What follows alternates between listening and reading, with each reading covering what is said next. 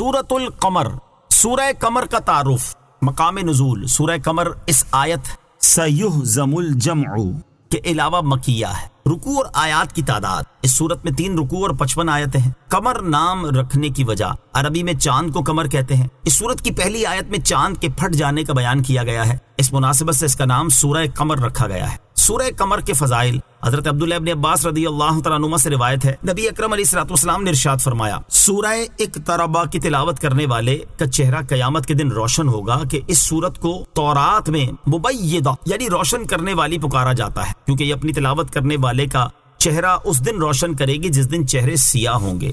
Number 2، حضرت عائشہ صدیقہ رضی اللہ تعالی عنہا سے مروی ہے کہ رسول کریم علیہ الصلوۃ والسلام نے ارشاد فرمایا، جس نے رات میں سورہ سجدہ، سورہ قمر اور سورہ ملک کی تلاوت کی تو یہ صورتیں شیطان اور شرک سے اس کی حفاظت کریں گی اور قیامت کے دن اللہ تعالیٰ اسے درجات میں بلندی عطا کرے گا۔ سورہ قمر کے مضامین، اس سورت کا مرکزی مضمون یہ ہے کہ اس میں اللہ تعالیٰ کی وحدانیت، نبی کریم علیہ الصلوۃ والسلام کی رسالت اور قرآن مجید کی صداقت وغیرہ اسلام کے بنیادی عقائد کے بارے میں بیان کیا گیا ہے۔ نیز اس سورت میں یہ مضامین بیان کیے گئے ہیں۔ نمبر 1، اس سورت کی ابتدا میں تاجدار رسالت علیہ الصلوۃ والسلام کے ایک معجزے اور کفار مکہ کے طرز عمل کو بیان فرمایا گیا۔ نمبر 2، حضور اقدس علیہ الصلوۃ والسلام کو مشرکین سے اعراض کرنے اور انہیں قیامت قریب آنے اور اس دن انہیں پہنچنے والی سختیوں سے ڈرانے کا حکم دیا گیا۔ نمبر 3، حضور پرنور علیہ الصلوۃ والسلام کی تسلی کے لیے اختصار کے ساتھ سابقہ امتوں میں سے حضرت نوح علیہ الصلوۃ والسلام کی قوم، قوم عاد، قوم ثمود، حضرت لوط علیہ الصلوۃ والسلام کی قوم اور فرعون کی قوم کے حالات اور ان کا انجام بیان کیا گیا اور کفار قریش کو مخاطب کر کے ان امتوں کے انجام سے ڈرایا گیا۔ نمبر 4، اس صورت کے آخر میں بدبخت کفار کا حال اور سعادت مند متقی لوگوں کی جزا کو بیان فرمایا گیا۔ سورہ نجم کے ساتھ مناسبت، سورہ قمر کی اپنے سے ماں قبل سورت نجم کے ساتھ مناسبت یہ ہے کہ سورہ نجم کی طرح اس سورت میں بھی اپنے رسولوں کو جھٹلانے والی سابقہ امتوں کے احوال اور ان کا انجام بیان کیا گیا ہے۔ بسم اللہ الرحمن الرحیم۔ ترجمہ، اللہ کے نام سے شروع جو نہایت مہربان رحمت والا ہے۔ اقتربت الساعة وانشق القمر۔ ترجمہ، قیامت قریب آ گئی اور چاند پھٹ گیا۔ اقتربت الساعة، قیامت قریب آ گئی یعنی قیامت کے نزدیک ہونے کی نشانی ظاہر ہو گئی کہ نبی کریم صلی اللہ تعالیٰ علیہ وسلم کے معجزے سے چاند 2 ٹکڑے ہو کر پھٹ گیا۔ چاند کا 2 ٹکڑے ہونا جس کا اس آیت میں بیان ہے، یہ نبی کریم صلی اللہ تعالیٰ علیہ وسلم کے روشن معجزات میں سے ہے۔ اشارے سے چاند چیر دیا۔ سیاہ ستہ کی کثیر احادیث میں اس عظیم معجزے کے مختلف پہلو بیان کیے گئے ہیں۔ چنانچہ حضرت انس بن مالک رضی اللہ تعالیٰ عنہ فرماتے ہیں، اہل مکہ نے حضور سید المرسلین صلی اللہ تعالیٰ علیہ وسلم سے ایک معجزہ دکھانے کی درخواست کی تو حضور پرنور صلی اللہ تعالیٰ علیہ وسلم نے چاند ٹکڑے کر کے دکھایا۔ حضرت عبداللہ ابن مسعود رضی اللہ تعالیٰ عنہ فرماتے ہیں کہ رسول اللہ صلی اللہ تعالیٰ علیہ وسلم کے زمانے میں چاند 2 ٹکڑے ہو کر پھٹا، ایک ٹکڑا پہاڑ کے اوپر اور دوسرا ٹکڑا اس کے نیچے۔ تب رسول اکرم صلی اللہ تعالیٰ علیہ وسلم نے فرمایا، گواہ رہو۔ حضرت جبیر بن مطعم رضی اللہ تعالیٰ عنہ فرماتے ہیں، جب نبی کریم صلی اللہ تعالیٰ علیہ وسلم نے چاند 2 ٹکڑے کر کے دکھایا تو کفار قریش نے کہا، محمد صلی اللہ تعالیٰ علیہ وسلم نے جادو سے ہماری نظر بندی کر دی ہے۔ اس پر ان کی جماعت کے لوگوں نے کہا، اگر یہ ہماری نظر بندی ہے تو باہر کہیں بھی کسی کو چاند کے 2 حصے نظر نہ آئے ہوں گے۔ اب جو قافلے آنے والے ہیں ان کی جستجو رکھو اور مسافروں سے دریافت کرو، اگر دوسرے مقامات سے بھی چاند کا ٹکڑے ہونا دیکھا گیا ہے تو بے شک معجزہ ہے۔ چنانچہ سفر سے آنے والوں سے دریافت کیا تو انہوں نے بیان کیا کہ ہم نے دیکھا ہے کہ اس روز چاند کے 2 حصے ہو گئے تھے۔ اب مشرکین کو انکار کی گنجائش نہ رہی، لیکن وہ جاہلانہ طور پر اسے جادو ہی جادو کہتے رہے۔ ان کے علاوہ سیاستہ کی اور احادیث میں بھی اس عظیم معجزے کا بیان ہے اور یہ خبر شہرت کے اس درجے تک پہنچ گئی ہے کہ اس کا انکار کرنا عقل و انصاف سے دشمنی اور بے دینی ہے۔ وَإِن يَرَوْا آيَةً يُعْرِضُوا وَيَقُولُوا سِحْرٌ مُسْتَمِرٌ۔ ترجمہ، اور اگر کفار کوئی نشانی دیکھتے ہیں تو منہ پھیر لیتے ہیں اور کہتے ہیں یہ تو کوئی دائمی جادو ہے۔ وَإِن يَرَوْا آيَةً، اور اگر کفار کوئی نشانی دیکھتے ہیں۔ اس آیت میں کفار مکہ کی ایک عادت بیان کی گئی کہ وہ اگر اللہ تعالیٰ کی قدرت اور اس کے حبیب صلی اللہ تعالیٰ علیہ وسلم کی صداقت اور نبوت پر دلالت کرنے والی کوئی نشانی جیسے چاند کا 2 ٹکڑے ہونا یا کوئی اور نشانی دیکھتے ہیں تو اس نشانی میں غور کر کے اس کی حقیقت جاننے، اس کی تصدیق کرنے اور نبی اکرم صلی اللہ تعالیٰ علیہ وسلم پر ایمان لانے سے منہ پھیر لیتے ہیں اور کہتے ہیں، محمد صلی اللہ تعالیٰ علیہ وسلم جو کچھ ہمیں دکھا رہے ہیں یہ تو کوئی دائمی طاقتور جادو ہے۔ کفار مکہ کی ہٹ دھرمی۔ اس آیت میں کفار مکہ کا جو حال بیان ہوا کہ ان کا مطالبہ پورا بھی کر دیا جائے تو بھی یہ ایمان نہیں لاتے، اس کا بیان اور آیات میں بھی کیا گیا ہے۔ جیسے کفار مکہ نے کہا کہ وَلَن نُؤْمِنَ لِرُقِيِّكَ حَتَّى تُنَزِّلَ عَلَيْنَا كِتَابًا نَقْرَؤُهُ، ترجمہ، اور ہم تمہارے چڑھ جانے پر بھی ہرگز ایمان نہ لائیں گے جب تک ہم پر ایک کتاب نہ اتارو جو ہم پڑھیں۔ اور ان کے جواب میں اللہ تعالیٰ نے ارشاد فرمایا وَلَوْ نَزَّلْنَا عَلَيْكَ كِتَابًا فِي قِرْطَاسٍ فَلَمَسُوهُ بِأَيْدِيهِمْ لَقَالَ الَّذِينَ كَفَرُوا إِنْ هَذَا إِلَّا سِحْرٌ مُبِينٌ، ترجمہ، اور اگر ہم کاغذ میں کچھ لکھا ہوا آپ پر اتار دیتے پھر یہ اسے چھو لیتے تب بھی کافر کہہ دیتے کہ یہ تو کھلا جادو ہے۔ کفار مکہ نے نبی اکرم صلی اللہ تعالیٰ علیہ وآلہ وسلم سے کہا تسقط السماء كما زعمت علينا كسفا، ترجمہ، تم ہم پر آسمان ٹکڑے ٹکڑے کر کے گرا دو جیسا تم نے کہا ہے۔ اللہ تعالیٰ نے ارشاد فرمایا وَإِن يَرَوْا كِسْفًا مِّنَ السَّمَاءِ سَاقِطًا يَقُولُوا سَحَابٌ مَّرْكُومٌ، ترجمہ، اور اگر وہ آسمان سے کوئی ٹکڑا گرتا ہوا دیکھیں گے تو کہیں گے کہ یہ تہ در تہ بادل ہے۔ ایک اور مقام پر ارشاد فرمایا وَلَوْ فَتَحْنَا عَلَيْهِمْ بَابًا مِّنَ السَّمَاءِ فَظَلُّوا فِيهِ يَعْرُجُونَ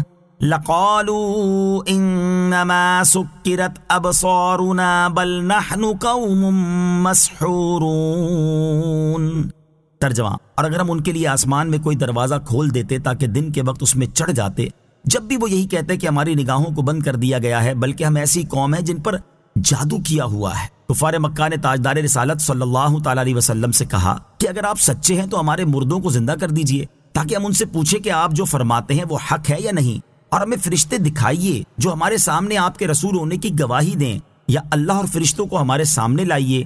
ان کے جواب میں اللہ تعالیٰ نے ارشاد فرمایا وَلَوْ أَنَّنَا نَزَّلْنَا إِلَيْهِمُ الْمَلَائِكَةَ وَكَلَّمَهُمُ الْمَوْتَى وَحَشَرْنَا عَلَيْهِمْ كُلَّ شَيْءٍ قُبُلًا ما كانوا ليؤمنوا إلا أن يشاء الله ولكن أكثرهم يجهلون، ترجمہ، اور اگر ہم ان کی طرف فرشتے اتار دیتے اور مردے ان سے باتیں کرتے اور ہم ہر چیز ان کے سامنے جمع کر دیتے جب بھی وہ ایمان لانے والے نہ تھے مگر یہ کہ خدا چاہتا، لیکن ان میں اکثر لوگ جاہل ہیں۔ وَكَذَّبُوا وَاتَّبَعُوا أَهْوَاءَهُمْ وَكُلُّ أَمْرٍ مُسْتَقِرٌ، ترجمہ، اور انہوں نے جھٹلایا اور اپنی خواہشوں کے پیچھے ہوئے اور ہر کام قرار پا چکا ہے۔ وَكَذَّبُوا، اور انہوں نے جھٹلایا۔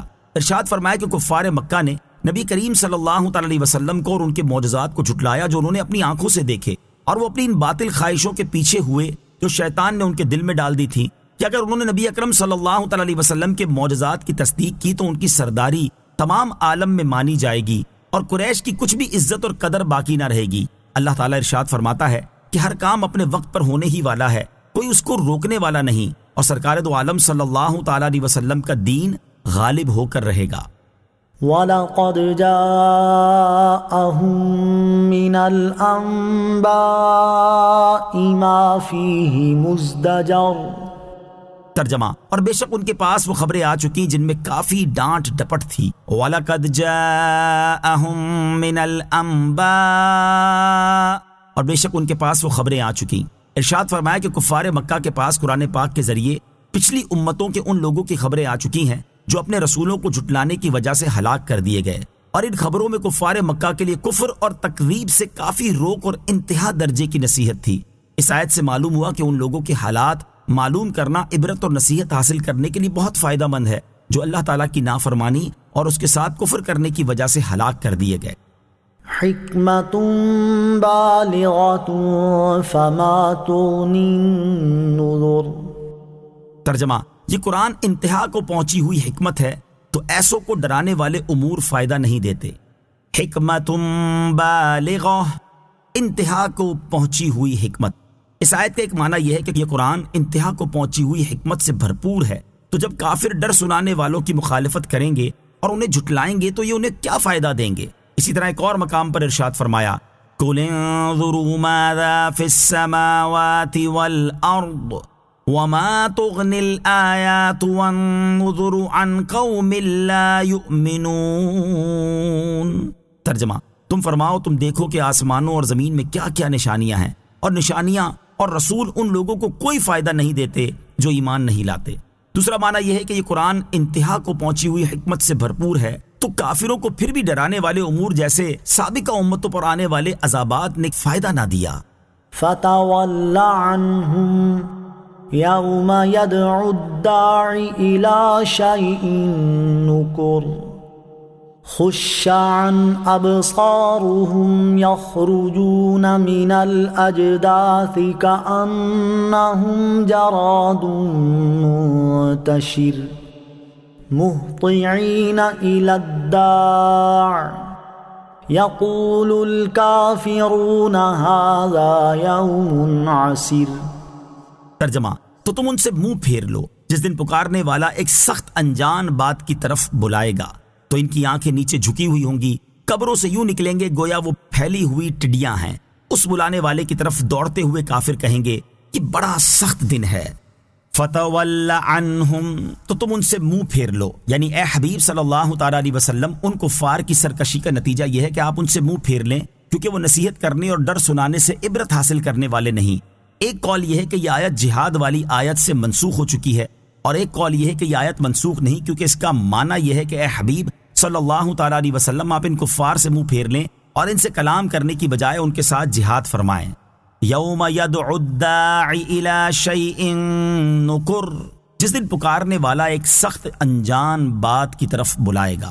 آیت کے حصے اور اس کے بعد والی دو آیات کا خلاصہ یہ ہے کہ اے حبیب صلی اللہ تعالیٰ علیہ وسلم، آپ وہ دن یاد کریں جب حضرت اسرافیل علیہ السلام بیت المقدس کی چٹان پر کھڑے ہو کر ایک ایسی سخت انجان بات کی طرف بلائیں گے کہ اس جیسی سختی کبھی لوگوں نے نہ دیکھی ہوگی، اور وہ بات قیامت اور حساب کی ہولناکی ہے۔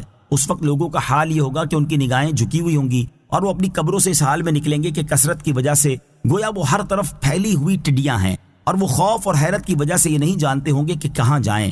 حضرت اسرافیل علیہ السلام کی آواز کی طرف دوڑتے ہوئے ان میں سے کافر کہیں گے یہ کافروں پر بڑا سخت دن ہے۔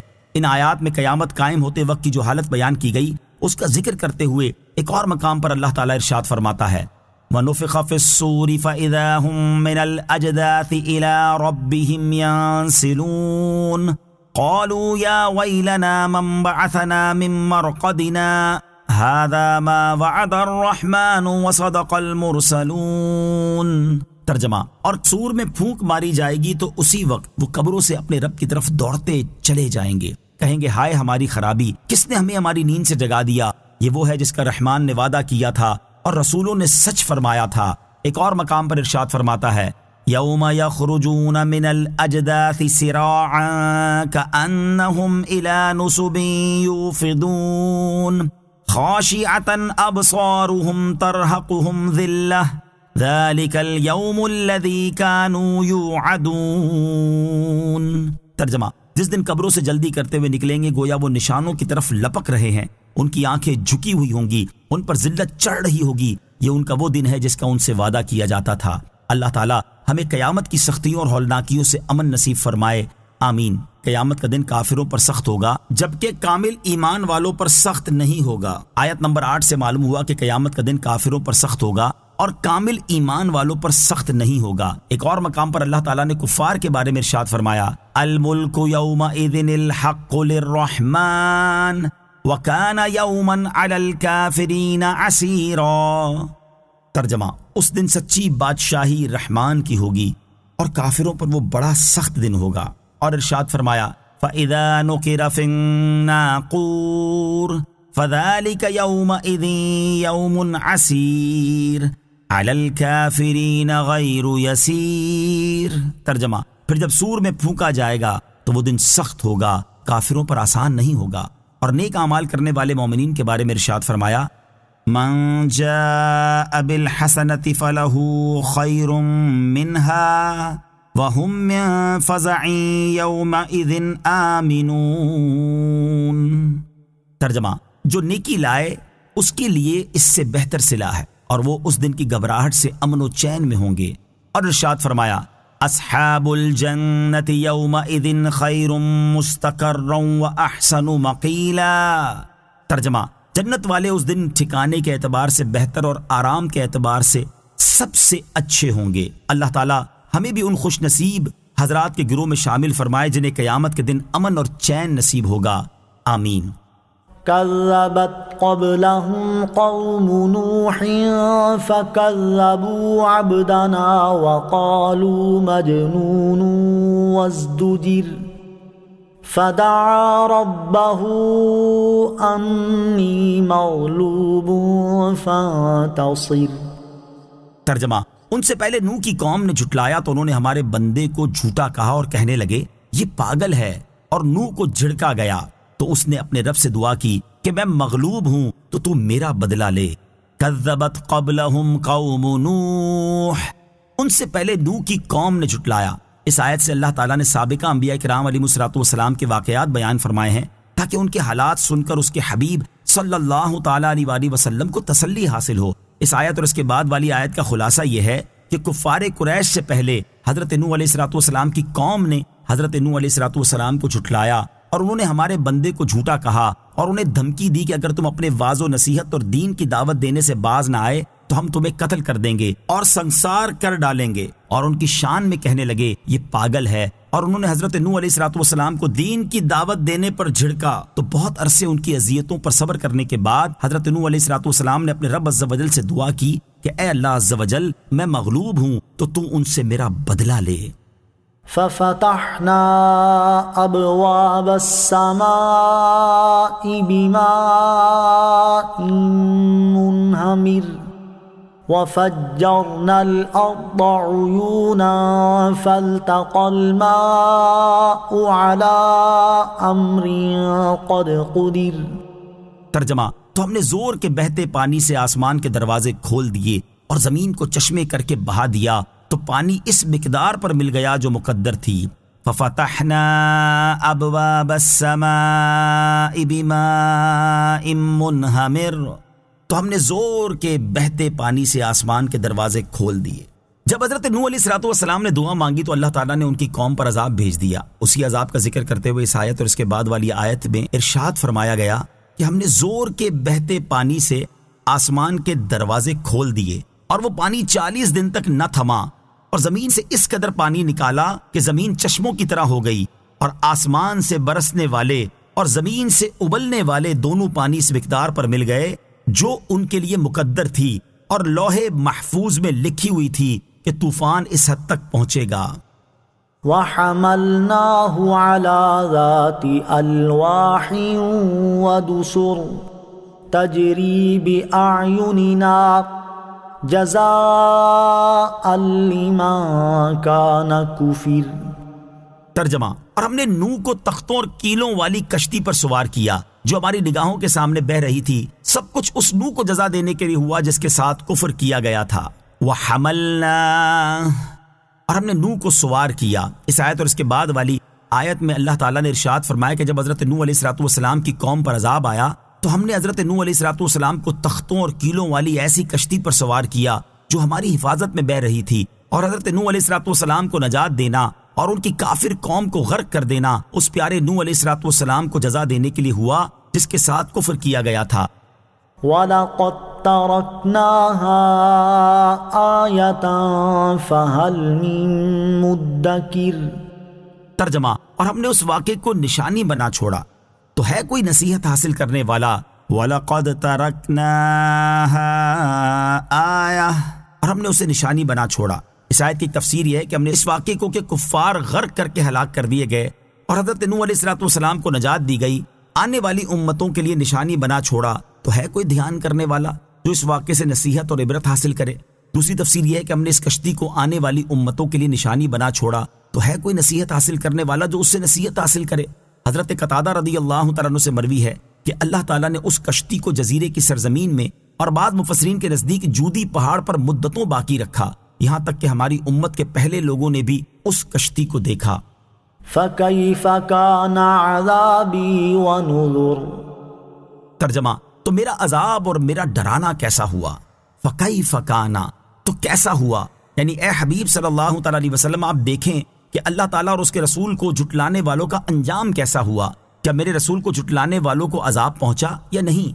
اے پیارے حبیب علیہ الصلوۃ والسلام، جب آپ کو ان کے حالات معلوم ہو چکے تو آپ کفار کی اذیتوں پر صبر کیجئے.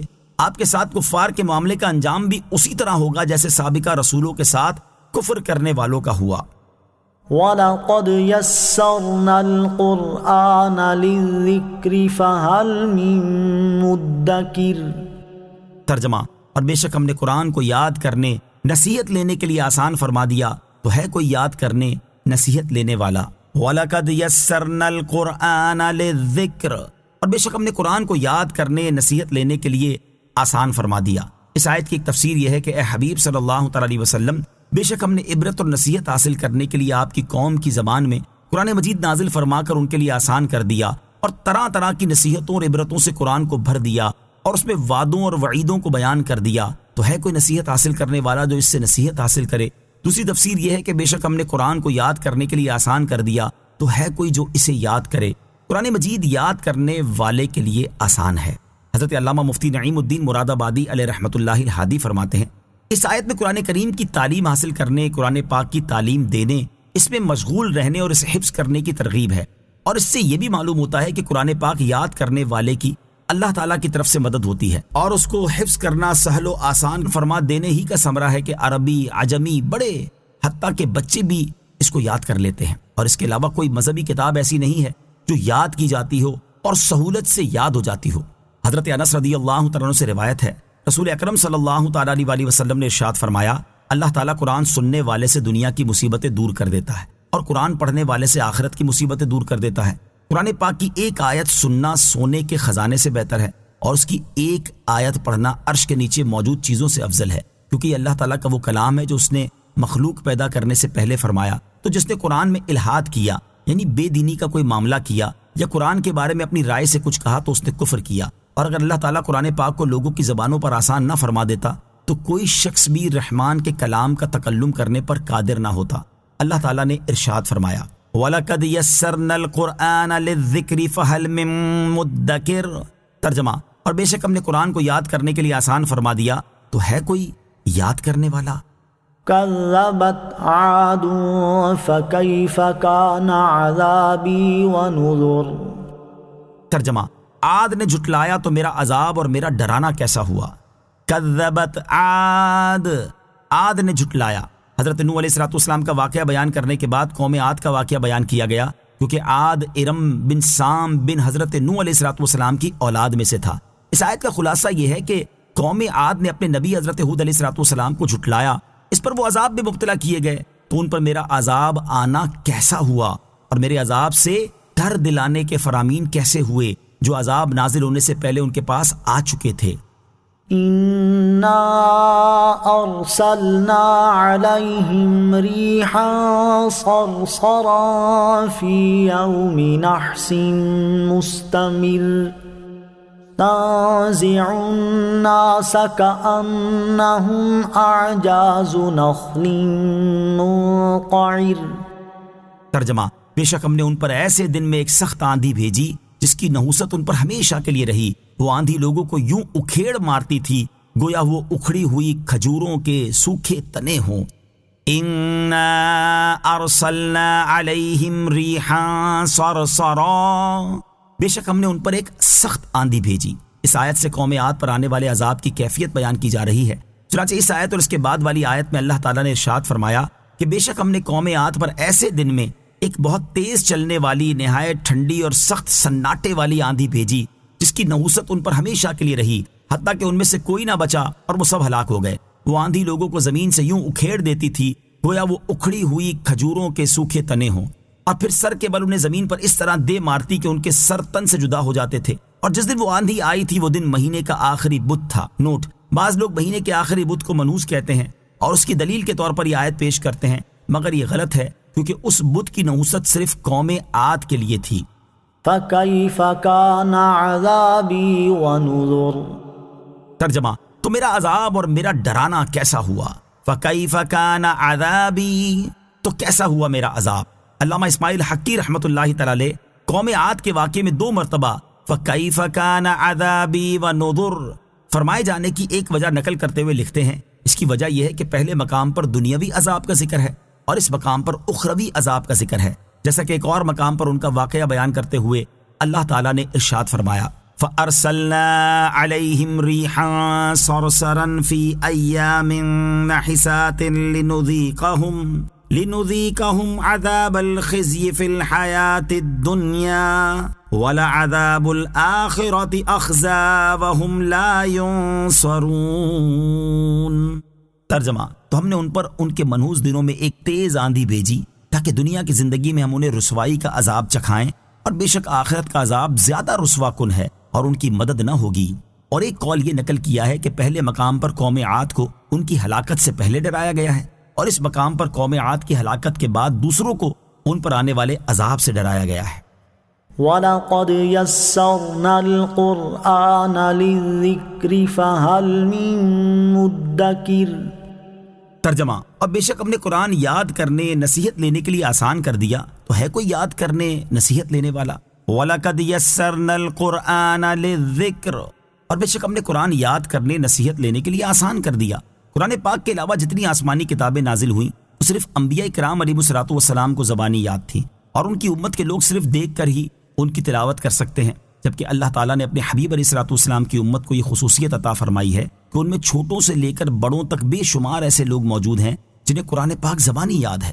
حدیث قدسی میں ہے، اللہ تعالیٰ نے اپنے حبیب علیہ الصلوۃ والسلام سے ارشاد فرمایا جعلت من امتک اقواما قلوبهم اناجیلهم۔ اس کی وضاحت کچھ یوں ہے کہ اے حبیب صلی اللہ تعالی علیہ وسلم، میں آپ کی امت میں ایسے لوگ پیدا کروں گا جن کے دلوں میں قرآن اس طرح محفوظ ہوگا جیسے سابقہ انبیاء کرام علیہ الصلوۃ والسلام کے دلوں میں انجیل محفوظ تھی۔ كذبت ثمود بالنذر۔ ترجمہ، سمود نے ڈر سنانے والوں یعنی رسولوں کو جھٹلایا۔ کذبت ثمود بالنذر، ثمود نے ڈر سنانے والوں رسولوں کو جھٹلایا۔ اس آیت کی ایک تفسیر یہ ہے کہ قوم سمود نے اللہ تعالیٰ کے عذاب سے ڈرانے والی باتوں اور ان نصیحتوں کو جھٹلایا جو انہوں نے حضرت صالح علیہ الصلوۃ والسلام سے سنی تھی۔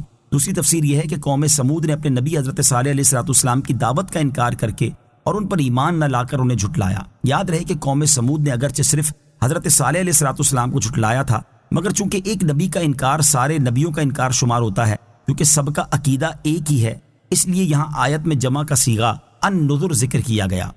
فَقَالُوا أَبَشَرًا مِنَّا وَاحِدًا نَتَّبِعُهُ إِنَّا إِذًا لَّفِي ضَلَالٍ وَسُعُرٍ۔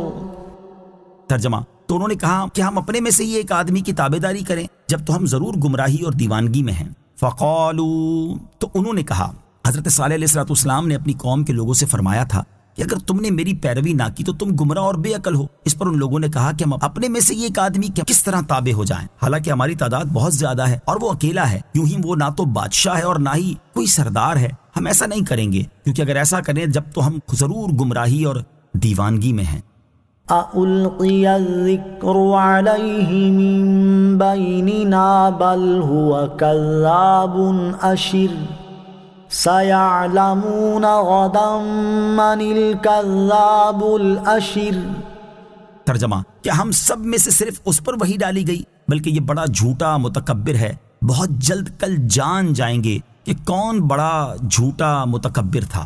أَأُلْقِيَ الذِّكْرُ عَلَيْهِم مِّن بَيْنِنَا، کہ ہم سب میں سے صرف اس پر وحی ڈالی گئی۔ اس آیت اور اس کے بعد والی آیت کا خلاصہ یہ ہے کہ حضرت صالح علیہ الصلوۃ والسلام کی قوم سمود نے انہیں جھٹلاتے ہوئے کہا، کیا ہم سب میں سے صرف حضرت صالح علیہ الصلوۃ والسلام پر وحی نازل کی گئی ہے، حالانکہ ہم میں ایسے لوگ موجود ہیں جن کے پاس دولت کی کثرت ہے اور ان کا حال بھی بہت اچھا ہے۔ ایسا ہرگز نہیں ہے، بلکہ یہ بہت بڑا جھوٹا متکبر ہے کہ نبوت کا دعویٰ کر کے بڑا آدمی بننا چاہتا ہے۔ معاذ اللہ۔ اللہ تعالیٰ نے ارشاد فرمایا کہ جب وہ حضرت صالح علیہ الصلوۃ والسلام کو جھٹلانے کی وجہ سے عذاب میں مبتلا کیے جائیں گے تو بہت جلد خود ہی جان جائیں گے کہ ان میں سے کون بڑا جھوٹا اور متکبر تھا۔ إِنَّا مُرْسِلُو النَّاقَةِ فِتْنَةً لَّهُمْ فَارْتَقِبْهُمْ وَاصْطَبِرْ وَنَبِّئْهُمْ أَنَّ الْمَاءَ قِسْمَةٌ بَيْنَهُمْ كُلُّ شِرْبٍ مُحْتَضَرٍ۔ ترجمہ، بے شک ہم ان کی آزمائش کے لیے اونٹنی کو بھیجنے والے ہیں، تو اے صالح تم ان کا انتظار کرو اور صبر کرو، اور انہیں خبر دے دو کہ ان کے درمیان پانی تقسیم ہے، ہر باری پر وہ حاضر ہو جس کی باری ہے۔ اِنَّا مُرْسِلُ النَّاقَةِ، بے شک ہم اونٹنی کو بھیجنے والے ہیں۔ اس آیت اور اس کے بعد والی آیت کا خلاصہ یہ ہے کہ حضرت صالح علیہ السلام کی قوم نے آپ علیہ السلام سے یہ کہا تھا کہ آپ پتھر سے ایک اونٹنی نکال دیجئے۔ آپ علیہ السلام نے ان کے ایمان قبول کرنے کی شرط مقرر فرما کر یہ بات منظور کر لی تھی۔ چنانچہ اللہ تعالیٰ نے اونٹنی بھیجنے کا وعدہ کرتے ہوئے ارشاد فرمایا کہ بے شک ہم ان کی آزمائش کے لیے اونٹنی کو بھیجنے والے ہیں، تو اے صالح علیہ السلام تم اس بات کا انتظار کرو کہ وہ کیا کرتے ہیں اور ان کے ساتھ کیا کیا جاتا ہے، اور ان کی ایذا پر صبر کرو، اور انہیں خبر دے دو کہ ان کے درمیان پانی کی باری تقسیم کی گئی ہے کہ ایک دن اونٹنی کا ہے اور ایک دن ان کا ہے، لہذا جو دن اونٹنی کا ہے اس دن صرف اونٹنی ہی پانی پینے آئے، اور جو دن قوم کا ہے اس دن قوم پانی لینے آئے۔ فنادوا صاحبهم فتعاطى فعقر، ترجمہ، تو انہوں نے اپنے ساتھی کو پکارا تو اس نے اونٹنی کو پکڑا پھر اس کی کونچیں کاٹ دی۔ فنادوا صاحبهم، تو انہوں نے اپنے ساتھی کو پکارا۔ قوم سمود ایک عرصے تک اس طریقے پر قائم رہی، پھر انہیں اپنی چراگاہوں میں اور مویشیوں پر پانی کی تنگی کی وجہ سے افسوس ہوا تو وہ لوگ اونٹنی کو قتل کرنے پر متفق ہو گئے، اور اس کام کے لیے اپنے ساتھی کو پکارا جس کا نام کدار بن سالف تھا، تو اس نے اونٹنی کو پکڑا اور تیز تلوار سے اس کی کونچیں کاٹ دی اور اسے قتل کر ڈالا۔ فكيف كان عذابي ونذر، ترجمہ، تو میرا عذاب اور میرا ڈرانا کیسا ہوا۔ فَكَيْفَ كَانَ عَذَابِي وَنُذُرْ، تو میرا عذاب اور میرا ڈرانا کیسا ہوا۔ اس آیت کی ایک تفسیر یہ ہے کہ میرا عذاب اور میرے ڈر کے فرمان جو عذاب نازل ہونے سے پہلے ان کے پاس میری طرف سے آئے تھے اور اپنے موقع پر واقع ہوئے، وہ کیسے ہوئے۔ دوسری تفسیر یہ ہے کہ اے کفار قریش، جب میں نے قوم سمود کو عذاب دیا تو انہیں میرا عذاب دینا کیسا ہوا؟ کیا میں نے انہیں زلزلے سے ہلاک نہیں کیا؟ اور میں نے جس عذاب سے انہیں ہلاک کیا اس سے بعد والی امتوں کو میرا ڈرانا کیسا ہوا؟ إنا أرسلنا عليهم صيحة واحدة فكانوا كهشيم المحتضر، ترجمہ، بے شک ہم نے ان پر ایک زوردار چیخ بھیجی تو اسی وقت وہ باڑ بنانے والے شخص کی بچ جانے والی روندی ہوئی خشک گھاس کی طرح ہو گئے۔ اِنَّا أَرْسَلْنَا عَلَيْهِمْ صَيْحَةً وَاحِدَةً، بے شک ہم نے ان پر ایک زوردار چیخ بھیجی۔ اس آیت میں قوم سمود پر آنے والے عذاب کی کیفیت بیان کی گئی ہے۔ چنانچہ اس کا خلاصہ یہ ہے کہ جس دن انہوں نے اونٹنی کو قتل کیا تو اس کے چوتھے دن ان پر حضرت جبرائیل علیہ السلام نے ایک زوردار چیخ ماری، جس کی وجہ سے ان کی حالت ایسے ہو گئی جس طرح چرواہے جنگل میں اپنی بکریوں کی حفاظت کے لیے گھاس کانٹوں کا احاطہ بنا لیتے ہیں، اس میں سے کچھ گھاس بچی رہ جاتی ہے اور وہ جانوروں کے پاؤں میں روند کر ریزہ ریزہ ہو جاتی ہے۔ وَلَقَدْ يَسَّرْنَا الْقُرْآنَ لِلذِّكْرِ فَهَلْ مِن مُدَّكِرٍ، ترجمہ، اور بے شک ہم نے قرآن کو یاد کرنے نصیحت لینے کے لیے آسان کر دیا، تو ہے کوئی یاد کرنے نصیحت لینے والا۔ وَلَقَدْ يَسَّرْنَا الْقُرْآنَ لِلذِّكْرِ، اور بے شک ہم نے قرآن کو یاد کرنے نصیحت لینے کے لیے آسان کر دیا۔ اس آیت کا ایک معنی یہ بھی ہے کہ ہم نے اس شخص کے لیے قرآن پاک کو آسان کر دیا جو اس سے نصیحت حاصل کرنا چاہے۔ تو ہے کوئی ایسا شخص جو قرآن سے نصیحت حاصل کرے اور ان تمام چیزوں کو چھوڑ دے جو اللہ تعالیٰ کو پسند نہیں؟ قرآن پاک کو یاد کرنے کا حکم اور فضائل، قرآن پاک کی ایک آیت حفظ کرنا ہر مکلف مسلمان پر فرض عین ہے، اور پورا قرآن مجید حفظ کرنا فرض کفایہ ہے، اور سورہ فاتحہ اور ایک دوسری چھوٹی سورت یا اس کے مثلاً 3 چھوٹی آیتیں یا ایک بڑی آیت کو حفظ کرنا واجب عین ہے۔ احادیث میں قرآن مجید یاد کرنے کے بہت فضائل بیان ہوئے ہیں۔ ترغیب کے لیے یہاں 2 احادیث سماعت کیجیے۔ نمبر 1، ترمذی شریف کی حدیث ہے، حضرت علی المرتضیٰ کرم اللہ تعالی وجہ الکریم سے روایت ہے، رسول اللہ صلی اللہ تعالی علیہ وسلم نے ارشاد فرمایا، جس نے قرآن پڑھا اور اس کو یاد کر لیا، اس کے حلال کو حلال سمجھا اور حرام کو حرام جانا، اس کے گھر والوں میں سے 10 ایسے شخصوں کے بارے میں اللہ تعالیٰ اس کی شفاعت قبول فرمائے گا جن پر جہنم واجب ہو چکا تھا۔ حدیث نمبر 2، ابو داؤد شریف کی حدیث ہے، حضرت عبداللہ بن عمر رضی اللہ تعالیٰ عنہما سے روایت ہے، رسول اکرم صلی اللہ تعالی علیہ وسلم نے ارشاد فرمایا، صاحب قرآن سے کہا جائے گا کہ پڑھ اور چڑھ، اور اسی طرح ترتیل کے ساتھ پڑھ جس طرح دنیا میں ترتیل کے ساتھ پڑھتا تھا، آخری آیت جو تو پڑھے گا وہاں تیری منزل ہے۔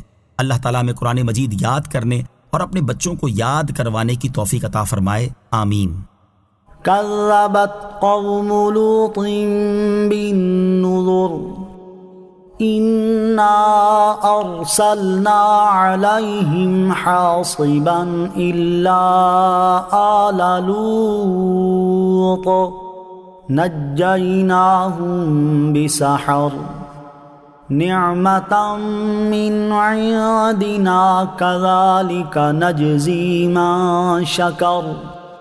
ترجمہ، لوط کی قوم نے ڈر سنانے والوں یعنی رسولوں کو جھٹلایا، بے شک ہم نے ان پر ایک پتھراؤ بھیجا، سوائے لوط کے گھر والوں کے ہم نے انہیں رات کے آخری پہر بچا لیا، اپنے پاس سے احسان فرما کر ہم یوں ہی شکر کرنے والے کو صلا دیتے ہیں۔ کذبت قوم لوط بالنذر، لوط کی قوم نے ڈر سنانے والوں یعنی رسولوں کو جھٹلایا۔ یہاں سے حضرت لوط علیہ السلام کی قوم کا حال بیان فرمایا گیا کہ انہوں نے حضرت لوط علیہ السلام کا انکار کر کے سب رسولوں کو جھٹلایا، کیونکہ ایک نبی کا انکار کرنا گویا تمام پیغمبروں کا انکار ہے۔ اِنَّا أَرْسَلْنَا عَلَيْهِمْ حَاصِبًا، بے شک ہم نے ان پر ایک پتھراؤ بھیجا۔ یہاں سے حضرت لوط علیہ السلام کی قوم پر آنے والے عذاب اور ان کی ہلاکت کے بارے میں بتایا گیا۔ چنانچہ اس آیت اور اس کے بعد والی آیت کا خلاصہ یہ ہے کہ حضرت لوط علیہ السلام کو جھٹلانے اور ان کا انکار کرنے کی سزا میں ہم نے ان لوگوں پر چھوٹے چھوٹے سنگریزے برسائے، اور ہم نے اپنے پاس سے احسان فرما کر حضرت لوط علیہ السلام اور ان کی دونوں صاحبزادیوں کو اس عذاب سے محفوظ رکھا اور انہیں صبح ہونے سے پہلے بچا لیا۔ اور یہ حضرت لوط علیہ السلام پر ایمان لانے والوں کی خصوصیت نہیں، بلکہ ہم اللہ تعالیٰ کی نعمتوں کا شکر کرنے والے ہر بندے کو یوں ہی صلا دیتے ہیں کہ انہیں مشرکین کے ساتھ عذاب نہیں دیتے۔ یاد رہے کہ شکر گزار بندہ وہ ہے جو اللہ تعالیٰ اور اس کے رسولوں علیہ السلام پر ایمان لائے اور ان کی اطاعت کرے۔ وَلَقَدْ أَنذَرَهُمْ بَطْشَتَنَا فَتَمَارَوْا بِالنُّذُرِ وَلَقَدْ رَاوَدُوهُ عَنْ ضَيْفِهِ فَطَمَسْنَا أَعْيُنَهُمْ فَذُوقُوا عَذَابِي وَنُذُرِ۔ ترجمہ، اور بے شک اس نے انہیں ہماری گرفت سے ڈرایا تو انہوں نے ڈر کے فرامین میں شک کیا، انہوں نے اسے اس کے مہمانوں کے متعلق پھسلانا چاہا تو ہم نے ان کی آنکھوں کو مٹا دیا اور فرمایا میرے عذاب اور میرے ڈر کے فرامین کا مزہ چکھو۔ وَلَقَدْ أَنذَرَهُمْ بَطْشَتَنَا، اور بے شک اس نے انہیں ہماری گرفت سے ڈرایا، یعنی حضرت لوط علیہ السلام نے انہیں ہماری گرفت اور ہمارے عذاب سے ڈرایا تو انہوں نے ڈر کے فرمانوں میں شک کیا اور ان کی تصدیق کرنے کے بجائے انہیں جھٹلانے لگے۔ وَلَقَدْ رَاوَدُوهُ عَنْ ضَيْفِهِ، انہوں نے اسے اس کے مہمانوں کے متعلق پھسلانا چاہا۔ اس آیت کا خلاصہ یہ ہے کہ حضرت لوط علیہ السلام کی قوم نے انہیں ان کے معزز مہمانوں کے متعلق پھسلانا چاہا اور حضرت لوط علیہ السلام سے کہا کہ آپ ہمارے اور اپنے مہمانوں کے درمیان دخل اندازی نہ کریں اور انہیں ہمارے حوالے کر دیں۔ حضرت لوط علیہ السلام کی قوم نے یہ بات فاسد نیت اور خبیث ارادے سے کہی تھی۔ حضرت لوط علیہ السلام کے مہمان فرشتے تھے، انہوں نے حضرت لوط علیہ السلام سے کہا کہ آپ انہیں چھوڑ دیجئے اور گھر میں آنے دیجئے۔ جیسے ہی وہ گھر میں آئے تو حضرت جبرائیل علیہ السلام نے ایک دستک دی تو ہم نے ان کی آنکھوں کو مٹا دیا، جس سے وہ فوراً اندھے ہو گئے اور ان کی آنکھیں ایسی ناپید ہو گئیں کہ ان کا نشان بھی باقی نہ رہا اور چہرے سپاٹ ہو گئے۔ وہ لوگ حیرت زدہ مارے مارے پھرتے تھے اور دروازہ ان کے ہاتھ نہ آتا تھا۔ حضرت لوط علیہ السلام نے انہیں دروازے سے باہر کیا۔ اللہ تعالیٰ نے فرشتوں کے ذریعے ان سے ارشاد فرمایا کہ میرے عذاب اور میرے ڈر کے فرمانوں کا مزہ چکھو جو تمہیں حضرت لوط علیہ السلام نے سنائے تھے۔ وَلَقَدْ صَبَّحَهُم بُكْرَةً عَذَابٌ مُسْتَقِرٌّ فَذُوقُوا عَذَابِي وَنُذُرِ وَلَقَدْ يَسَّرْنَا الْقُرْآنَ لِلذِّكْرِ فَهَلْ مِن مُّدَّكِرٍ۔ ترجمہ، اور بے شک صبح سویرے ان پر ٹھہرنے والا عذاب آیا تو میرے عذاب اور میرے ڈر کے فرمانوں کا مزہ چکھو، اور بے شک ہم نے قرآن کو یاد کرنے نصیحت لینے کے لیے آسان کر دیا تو ہے کوئی یاد کرنے نصیحت لینے والا۔ وَلَقَدْ صَبَّحَهُم بُكْرَةً، اور بے شک صبح سویرے ان پر آیا۔ ارشاد فرمایا کہ بے شک حضرت لوط علیہ السلام کی قوم پر صبح سویرے ٹھہرنے والا عذاب آیا جو کہ آخرت تک باقی رہے گا۔ مراد یہ ہے کہ دنیاوی عذاب برزخی عذاب سے اور برزخی عذاب اخروی عذاب سے ملا ہوا ہے، لہٰذا نفس عذاب دائمی اور قائم ہے۔ اس آیت سے عذاب قبر کا ثبوت بھی ہوتا ہے، کیونکہ اگر عذاب قبر حق نہ ہو تو ان کا عذاب مستقر یعنی ٹھہرنے والا نہیں رہتا۔ فَذُوقُوا عَذَابِي وَنُذُرِ، تو میرے عذاب اور میرے ڈر کے فرمانوں کا مزہ چکھو۔ دوسری بار یہ بات اس لیے فرمائی گئی کہ ان پر عذاب 2 مرتبہ نازل ہوا تھا۔ پہلا عذاب خاص ان لوگوں پر ہوا تھا جو حضرت لوط علیہ السلام کے گھر میں داخل ہوئے تھے، اور دوسرا عذاب سب کو عام تھا۔ وَلَقَدْ جَاءَ آلَ فِرْعَوْنَ النُّذُرُ كَذَّبُوا بِآيَاتِنَا كُلِّهَا فَأَخَذْنَاهُمْ أَخْذَ عَزِيزٍ مُقْتَدِرٍ۔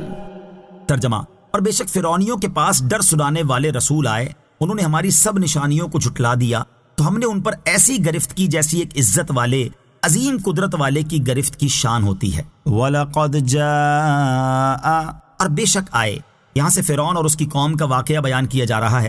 چنانچہ اس آیت اور اس کے بعد والی آیت کا خلاصہ یہ ہے کہ بے شک فرعونیوں کے پاس اللہ تعالیٰ کے عذاب سے ڈرانے والے رسول حضرت موسیٰ اور حضرت ہارون علیہ السلام آئے تو فرعونی ان پر ایمان نہ لائے، اور انہوں نے ہماری ان سب نشانیوں کو جھٹلا دیا جو حضرت موسیٰ علیہ السلام کو دی گئی تھیں، تو ہم نے اس جھٹلانے کی وجہ سے ان پر عذاب کے ساتھ ایسی گرفت کی جیسی ایک عزت والے عظیم قدرت والے کی گرفت ہوتی ہے کہ قدرت والے کی پکڑ سے کوئی چھڑا نہیں سکتا۔ فَأَخَذْنَاهُمْ أَخْذَ عَزِيزٍ مُقْتَدِرٍ، تو ہم نے ان پر ایسی گرفت کی جیسی ایک عزت والے عظیم قدرت والے کی گرفت کی شان ہوتی ہے۔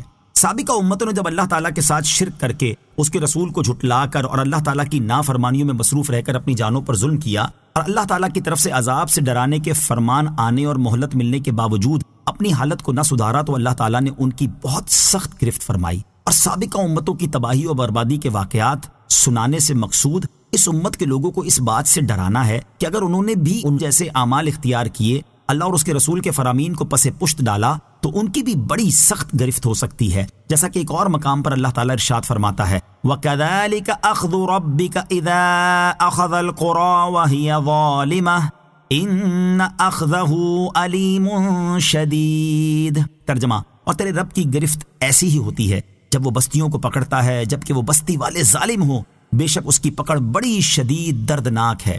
اور ارشاد فرماتا ہے إِنَّ فِي ذَلِكَ لَآيَةً لِمَنْ خَافَ عَذَابَ الْآخِرَةِ ذَلِكَ يَوْمٌ مَجْمُوعٌ لَهُ النَّاسُ وَذَلِكَ يَوْمٌ مَشْهُودٌ۔ ترجمہ، بے شک اس میں اس کے لیے نشانی ہے جو آخرت کے عذاب سے ڈرے، وہ ایسا دن ہے جس میں سب لوگ اکٹھے ہوں گے، اور وہ دن ایسا ہے جس میں ساری مخلوق موجود ہوگی۔ اور حضرت ابو موسیٰ اشعری رضی اللہ تعالیٰ عنہ سے روایت ہے، حضور اقدس صلی اللہ تعالیٰ علیہ وسلم نے ارشاد فرمایا، بے شک اللہ تعالیٰ ظالم کو ڈھیل دیتا رہتا ہے، اور جب اس کی پکڑ فرما لیتا ہے تو پھر اسے مہلت نہیں دیتا۔ پھر آپ علیہ السلام نے یہ آیت تلاوت فرمائی وَكَذَلِكَ أَخْذُ رَبِّكَ إِذَا أَخَذَ الْقُرَى وَهِيَ ظَالِمَةٌ إِنَّ أَخْذَهُ أَلِيمٌ شَدِيدٌ۔ ترجمہ، اور تیرے رب کی گرفت ایسی ہی ہوتی ہے جب وہ بستیوں کو پکڑتا ہے جبکہ وہ بستی والے ظالم ہوں، بے شک اس کی پکڑ بڑی شدید دردناک ہے۔ لہٰذا اس امت کے ہر ایک فرد کو ان آیات میں غور کرنا چاہیے، اور ہر ایک کو چاہیے کہ وہ اللہ تعالیٰ اور اس کے حبیب علیہ السلام کی نافرمانی سے بچے تاکہ اللہ تعالیٰ کی گرفت سے محفوظ رہے۔ أَكُفَّارُكُمْ خَيْرٌ مِّنْ أُولَئِكُمْ أَمْ لَكُمْ بَرَاءَةٌ فِي الزُّبُرِ۔ ترجمہ، کیا تمہارے کافر ان پہلوؤں سے بہتر ہیں یا کتابوں میں تمہارے لیے نجات لکھی ہوئی ہے؟ اکفارکم خیر من اولئکم، کیا تمہارے کافر ان سے بہتر ہیں؟ اس آیت میں کفار مکہ کو ڈراتے ہوئے فرمایا گیا کہ اے اہل مکہ، کیا تمہارے کافر حضرت نوح علیہ السلام کی قوم، عاد، سمود، حضرت لوط علیہ السلام کی قوم اور فرعون کی قوم سے زیادہ طاقتور اور توانا ہیں، یا وہ کفر و عناد میں کچھ ان سے کم ہیں؟ مراد یہ ہے کہ تم سے پہلے کے کافر تم سے زیادہ مضبوط اور طاقتور تھے، اس کے باوجود ان کی سرکشی کی بنا پر جو کچھ ان کے ساتھ ہوا وہ تم نے سن لیا، تو کیا تمہیں یہ امید ہے کہ تمہیں ان جیسا عذاب نہیں ہوگا؟ حالانکہ تمہارا حال ان سے بہت بدتر ہے۔ یا یہ بات ہے کہ اللہ تعالیٰ کی کتابوں میں تمہارے لیے نجات لکھی ہوئی ہے کہ تمہارے کفر کی گرفت نہ ہوگی اور تم عذاب الہی سے امن میں رہو گے، اور اس وجہ سے تم اپنے کفر و سرکشی پر ڈٹے ہوئے ہو؟ ایسا تو ہرگز نہیں ہے۔ ام یقولون نحن جمیع منتصر سیہزم الجمع ویولون الدبر۔ ترجمہ، یا وہ یہ کہتے ہیں کہ ہم سب بدلہ لے لیں گے، ان قریب سب بھگا دیے جائیں گے اور وہ پیٹھ پھیر دیں گے۔ ام یقولون، یا وہ یہ کہتے ہیں۔ اس آیت اور اس کے بعد والی آیت کا خلاصہ یہ ہے کہ کیا کفار قریش اپنی جہالت اور قوت و شوکت کی وجہ سے یہ کہتے ہیں کہ ہم سب مل کر محمد صلی اللہ تعالیٰ علیہ وسلم سے بدلہ لیں گے؟ اللہ تعالیٰ نے ان کا رد کرتے ہوئے ارشاد فرمایا کہ ان قریب کفار مکہ کے گروہ میں شامل سب لوگ بھگا دیے جائیں گے، اور وہ پیٹھ پھیر دیں گے اور اس طرح بھاگیں گے کہ ان میں سے ایک بھی قائم نہ رہے گا۔ شان نزول: جب غزوہ بدر کے دن ابو جہل نے کہا ہم سب مل کر بدلہ لیں گے تو یہ آیت نازل ہوئی، سَيُهْزَمُ الْجَمْعُ وَيُوَلُّونَ الدُّبُرَ۔ اور سرکار دو عالم علیہ الصلوۃ والسلام نے زرہ پہن کر یہ آیت تلاوت فرمائی، اور پھر ایسا ہی ہوا کہ رسول کریم علیہ الصلوۃ والسلام کو فتح نصیب ہوئی اور کفار کو ہزیمت و شکست سے دوچار ہونا پڑا۔ بعض علماء کے نزدیک یہ آیت مدنی ہے اور بعض کے نزدیک مکی ہے۔ ان دونوں اقوال میں تطبیق اس طرح ممکن ہے کہ یہ آیت ایک مرتبہ مکے میں اور ایک مرتبہ مدینے میں نازل ہوئی۔ بل الساعة موعدهم والساعة أدهى وأمر۔ ترجمہ: بلکہ ان کا وعدہ قیامت ہے اور قیامت سب سے زیادہ سخت اور سب سے زیادہ کڑوی ہے۔ بل الساعة موعدهم، بلکہ ان کا وعدہ قیامت ہے، یعنی بدر کی شکست کفار مکہ کا پورا عذاب نہیں، بلکہ اس عذاب کے بعد انہیں قیامت کے دن اصل عذاب کا وعدہ ہے، اور قیامت سب سے زیادہ سخت اور سب سے زیادہ کڑوی ہے کہ دنیاوی عذاب کے مقابلے میں اس کا عذاب بہت زیادہ سخت ہے، کیونکہ دنیاوی عذاب جیسے قید ہونا، قتل ہونا اور شکست کھانا وغیرہ تو اخروی عذاب کی ایک جھلک ہے۔ ان المجرمین فی ضلال وسعر۔ ترجمہ: بے شک مجرم گمراہی اور دیوانگی میں ہیں۔ ان المجرمین، بے شک مجرم۔ اس آیت کی ایک تفسیر یہ ہے کہ بے شک اللہ تعالیٰ کے ساتھ شرک کرنے والے، اس کے رسولوں کو جھٹلانے والے، مرنے کے بعد دوبارہ زندہ کرنے پر اللہ تعالیٰ کی قدرت کا اور حشر کا انکار کرنے والے مشرکین دنیا میں گمراہ اور دیوانے ہیں کہ نہ سمجھتے ہیں اور نہ راہ یاب ہوتے ہیں۔ دوسری تفسیر یہ ہے کہ تمام مشرکین دنیا میں حق سے گمراہ ہیں اور آخرت میں جہنم میں ہوں گے۔ یوم یسحبون فی النار علی وجوہہم ذوقوا مس سقر۔ ترجمہ: جس دن وہ آگ میں اپنے چہروں کے بل گھسیٹے جائیں گے، فرمایا جائے گا دوزخ کا چھونا چکھو۔ یوم یسحبون فی النار علی وجوہہم، جس دن وہ آگ میں اپنے چہروں کے بل گھسیٹے جائیں گے۔ اس آیت مبارکہ میں کفار کو جہنم میں منہ کے بل گھسیٹے جانے کا ذکر ہے، اور حدیث پاک میں بعض ایسے مسلمانوں کا بھی ذکر کیا گیا ہے جنہیں منہ کے بل گھسیٹ کر جہنم میں ڈال دیا جائے گا۔ چنانچہ حضرت ابو ہریرہ رضی اللہ تعالیٰ عنہ فرماتے ہیں، میں نے رسول اللہ صلی اللہ تعالیٰ علیہ وسلم سے یہ سنا ہے کہ قیامت کے دن سب سے پہلے جس شخص کے متعلق فیصلہ کیا جائے گا وہ شہید ہوگا۔ اس کو بلایا جائے گا اور اسے اس کی نعمتیں دکھائی جائیں گی۔ جب وہ ان نعمتوں کو پہچان لے گا تو اللہ تعالیٰ ارشاد فرمائے گا، تم نے ان نعمتوں کے بدلے میں کیا کام کیا؟ وہ عرض کرے گا، میں نے تیری راہ میں جہاد کیا حتیٰ کہ شہید ہو گیا۔ اللہ تعالیٰ فرمائے گا، تو جھوٹ بولتا ہے، بلکہ تو نے اس لیے جہاد کیا تھا تاکہ تجھے بہادر کہا جائے، لہٰذا وہ تجھے کہہ دیا گیا۔ پھر اسے منہ کے بل گھسیٹ کر جہنم میں ڈالنے کا حکم دیا جائے گا حتیٰ کہ اسے جہنم میں ڈال دیا جائے گا۔ پھر ایک ایسے شخص کو بلایا جائے گا جس نے علم حاصل کیا، لوگوں کو تعلیم دی اور قرآن پڑھا، اسے اس کی نعمتیں دکھائی جائیں گی۔ جب وہ ان نعمتوں کو پہچان لے گا تو اللہ تعالیٰ اس سے ارشاد فرمائے گا، تم نے ان نعمتوں کے بدلے میں کیا کام کیا؟ وہ عرض کرے گا، میں نے علم حاصل کیا اور اس علم کو سکھایا اور تیرے لیے قرآن پڑھا۔ اللہ تعالیٰ فرمائے گا، تو جھوٹ بولتا ہے، تم نے اس لیے علم حاصل کیا تاکہ تجھے عالم کہا جائے، تم نے قرآن اس لیے پڑھا تاکہ تجھے قاری کہا جائے، سو تمہیں عالم اور قاری کہہ دیا گیا۔ پھر اسے منہ کے بل گھسیٹ کر جہنم میں ڈالنے کا حکم دیا جائے گا یہاں تک کہ اسے جہنم میں ڈال دیا جائے گا۔ پھر ایک ایسے شخص کو بلایا جائے گا جس پر اللہ تعالیٰ نے وسعت کی اور اسے ہر قسم کا مال عطا فرمایا، اسے بھی اس کی نعمتیں دکھائی جائیں گی، اور جب وہ ان نعمتوں کو پہچان لے گا تو اللہ تعالیٰ فرمائے گا، تم نے ان نعمتوں کے بدلے میں کیا کام کیا؟ وہ عرض کرے گا، میں نے ہر اس راستے میں مال خرچ کیا جس میں مال خرچ کرنا تجھے پسند ہے۔ اللہ تعالیٰ ارشاد فرمائے گا، تو جھوٹ بولتا ہے، تم نے یہ کام اس لیے کیے تاکہ تجھے سخی کہا جائے، لہٰذا وہ تمہیں کہہ دیا گیا۔ پھر اسے منہ کے بل گھسیٹ کر جہنم میں ڈالنے کا حکم دیا جائے گا حتیٰ کہ اسے بھی جہنم میں ڈال دیا جائے گا۔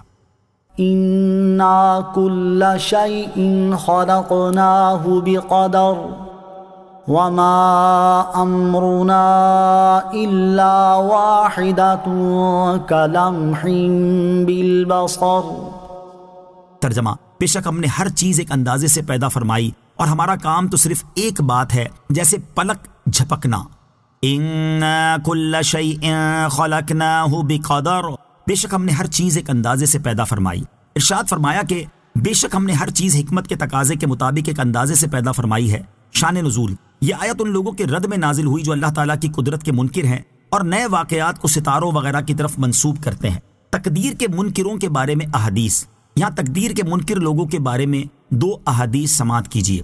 نمبر 1، حضرت حذیفہ رضی اللہ تعالیٰ عنہ سے روایت ہے، تاجدار رسالت صلی اللہ تعالیٰ علیہ وسلم نے ارشاد فرمایا، ہر امت میں مجوسی ہوتے تھے، اور اس امت کے مجوسی وہ لوگ ہیں جو کہیں گے کہ تقدیر کوئی چیز نہیں، ان میں سے کوئی مر جائے تو اس کے جنازے میں شریک نہ ہونا، اور جو ان میں سے بیمار پڑے اس کی عیادت نہ کرنا، وہ دجال کے ساتھی ہیں، اور اللہ تعالیٰ پر حق ہے کہ وہ انہیں دجال کے ساتھ ملا دے۔ نمبر 2، حضرت جابر بن عبداللہ رضی اللہ تعالیٰ عنہ سے روایت ہے، رسول اکرم صلی اللہ تعالیٰ علیہ وسلم نے ارشاد فرمایا، بے شک اس امت کے مجوسی وہ لوگ ہیں جو اللہ تعالیٰ کی تقدیر کا انکار کرتے ہیں، اگر وہ لوگ بیمار ہو جائیں تو ان کی عیادت نہ کرنا، اگر وہ مر جائیں تو ان کے جنازے میں حاضر نہ ہونا، اور اگر تمہاری ان سے ملاقات ہو جائے تو انہیں سلام تک نہ کرنا۔ یاد رہے کہ ہر مسلمان پر لازم ہے کہ وہ اللہ تعالیٰ کی تقدیر پر ایمان لائے اور تقدیر کے بارے میں بحث نہ کرے کہ یہ ایمان کی بربادی کا سبب بن سکتی ہے۔ حضرت جابر بن عبداللہ رضی اللہ تعالیٰ عنہ سے روایت ہے، رسول کریم صلی اللہ تعالیٰ علیہ وسلم نے ارشاد فرمایا، کوئی بندہ اس وقت تک مومن نہیں ہو سکتا جب تک وہ تقدیر کی اچھائی اور برائی پر ایمان نہ لائے۔ اسی طرح جب تک وہ یہ نہ جان لے کہ جو مصیبت اسے پہنچی ہے وہ اس سے ٹلنے والی نہ تھی، اور جو مصیبت اس سے ٹل گئی وہ اسے پہنچنے والی نہ تھی۔ حضرت ابو ہریرہ رضی اللہ تعالیٰ عنہ فرماتے ہیں، رسول اکرم صلی اللہ تعالیٰ علیہ وسلم ہمارے پاس تشریف لائے اور ہم تقدیر کے بارے میں ایک دوسرے سے بحث کر رہے تھے، یہ دیکھ کر آپ کو اتنا جلال آیا کہ چہرہ اقدس ایسے سرخ ہو گیا جیسے آپ کے مبارک رخساروں پر انار نچوڑ دیا گیا ہو۔ آپ نے فرمایا، کیا تمہیں اس بات کا حکم دیا گیا ہے، یا اسی بات کے لیے میں تمہاری طرف بھیجا گیا ہوں؟ تم سے پہلے لوگوں نے جب اس تقدیر کے بارے میں اختلاف کیا تو وہ ہلاک ہو گئے، میں تمہیں قسم دے کر کہتا ہوں کہ اس کے بارے میں مت جھگڑو۔ جب صحابہ کرام علیہم الرضوان جیسی عظیم ہستیوں کو تقدیر کے بارے میں بحث کرنے سے روک دیا گیا تو ہمیں اس سے بدرجائے اولا باز رہنا چاہیے۔ وما امرنا الا واحدہ، اور ہمارا کام تو صرف ایک بات ہے۔ اس آیت میں اللہ تعالیٰ نے اپنی قدرت بیان کرتے ہوئے ارشاد فرمایا کہ ہم جس چیز کو پیدا کرنے کا ارادہ فرمائیں تو وہ ہمارے صرف ایک مرتبہ حکم فرمانے کے ساتھ ہی اتنی دیر میں ہو جاتی ہے جتنی دیر تم میں سے کسی کو پلک جھپکنے میں لگتی ہے۔ وَلَقَدْ أَهْلَكْنَا أَشْيَاعَكُمْ فَهَلْ مِن مُدَّكِرٍ۔ ترجمہ، اور بے شک ہم نے تمہارے جیسے بہت سے گروہ ہلاک کر دیے، تو ہے کوئی نصیحت حاصل کرنے والا؟ وَلَقَدْ أَهْلَكْنَا أَشْيَاعَكُمْ، اور بے شک ہم نے تمہارے جیسے بہت سے گروہ ہلاک کر دیے۔ اس آیت میں اللہ تعالیٰ نے اپنے حبیب علیہ الصلوۃ والسلام کو جھٹلانے والے کفار قریش سے فرمایا کہ اے کفار قریش، بے شک ہم نے پہلی امتوں میں سے بہت سے کفار کے گروہ ہلاک کر دیے ہیں، وہ بھی تمہاری طرح اللہ تعالیٰ کے ساتھ کفر کرتے اور اس کے رسولوں کو جھٹلاتے تھے، تو تم میں کوئی ایسا شخص ہے جو ان کے انجام سے عبرت اور نصیحت حاصل کرے؟ وَكُلُّ شَيْءٍ فَعَلُوهُ فِي الزُّبُرِ۔ ترجمہ، اور انہوں نے جو کچھ کیا وہ سب کتابوں میں موجود ہے۔ وَكُلُّ شَيْءٍ فَعَلُوهُ، اور انہوں نے جو کچھ کیا۔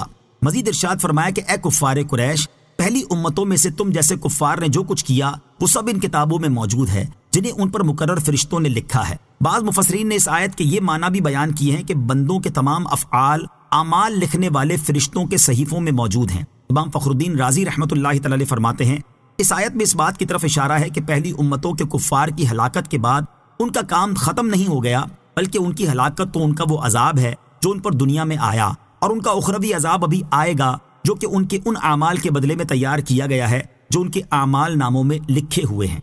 وَكُلُّ صَغِيرٍ وَكَبِيرٍ مُسْتَطَرٌ۔